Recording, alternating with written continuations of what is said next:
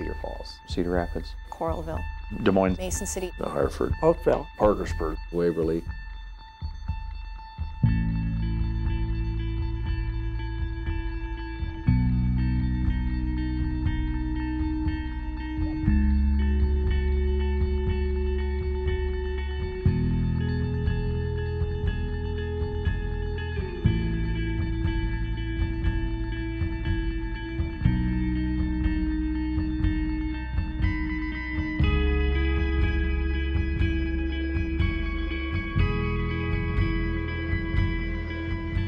You could feel that the air was different, you know, things would get hot, things would get cold. It was a day off for me until the tornado hit, and then it was no longer a day off for a long, long time. You expect it to be this cute little whirly thing, but it was so massive and so big, you couldn't even believe it.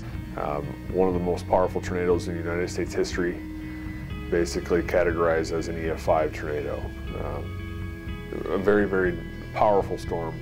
All that would go through your mind is there have to be, I mean, dozens of people dead or injured. You think, how can that be? Well, if you were here, I don't have to describe anything to you. And if you weren't here, I can show you some pictures of why it was. everything went down. And at that point, my staff at United Way was reassigned over to the Emergency Operations Center, or the EOC, to help to answer the phone calls and direct people to services. Our city engineer made the decision to shut the water plant down. The water was starting to come into the building, and at that point we knew we had a problem. He made the decision that we needed to cut power, turn the system off, seal it up, and by doing that, he limited the contamination to a very small area. It really is just personally devastating to have something that of that magnitude hit your city or your regional community.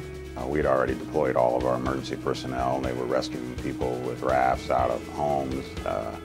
It was chest deep in a lot of places. It had come up in a hurry. People had to just basically walk out of the house, in some cases with the clothes on their back. I didn't realize that we had a 500-year flood till after it went over the 100-year flood. So the 50-year flood is withheld most of the high water we have in this area. At first, we didn't think we'd get much, but it's the highest we've ever seen in this community. One of our elementary schools, Southeast, that is the lowest lying school that we have, we thought, anyway. And then about 1 o'clock in the morning, we talked and said, I said, let's go check things out. So we drove through the flooded streets of Waverly, no power. The water was about halfway up the tires of his truck. And so we went in, checked around. We knew that the basement was full of water. There wasn't much we could do about that. And then went back out to his truck, and by that time the water was up to the top of his tires. And that began the adventure. Initially, we thought we were okay. As the week went on, we kept getting updated. We had more of a standard preparation. Okay, when the river gets this high, then we do put sandbags out and start notifying people they should leave. And what had happened is the morning of the crest, it jumped about 3 feet. At about 8 o'clock, there was one prediction, and 8:05, it was like 3 feet higher all of a sudden. You know, the most significant emergency that the city had experienced, as far as I know. And it mobilized people, and it was scary.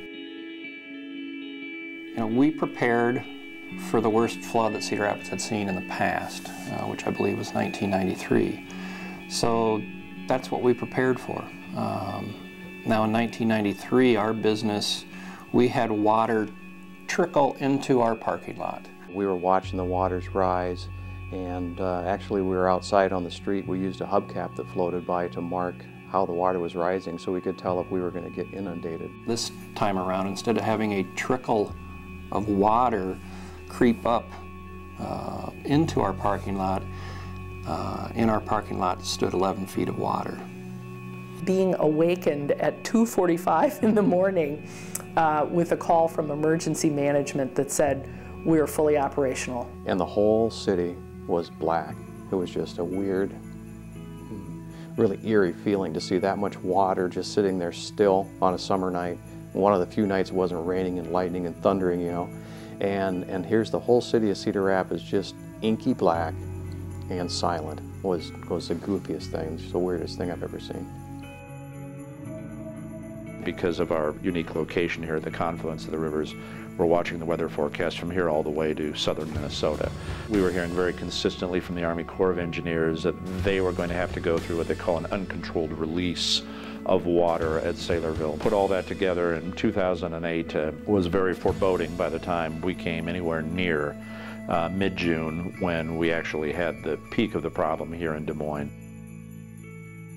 One advantage of having the Coralville Reservoir and Dam, and so we do have some notice of the water rising, and we were able to sandbag significantly, and having been through the floods in '93, we had some awareness of where we needed to be and what was most important to protect. I don't know that you realize while you're in it, and you are watching all of these other cities and what they're going through, and it's a lot to take in, and everyone is working together so well, and that's very heartening, and at the same time you realize that you're fighting a battle you might not win. The Mississippi River is down from what it was then. The levees are dry, they're not saturated already. We probably can hold this. My brother-in-law had gone out, and he called my husband and said, I think we have a problem here. And we knew that there was more of it. By the time Saturday got here, we knew we were really facing something that we had not faced before. They were able to hold it back in '93. They could not do it in 2008. The water was coming up way too fast. And I mean, there was a point that the water was higher than we were on the other side of the levee. There was a lot to be done, and so a lot of it didn't get done.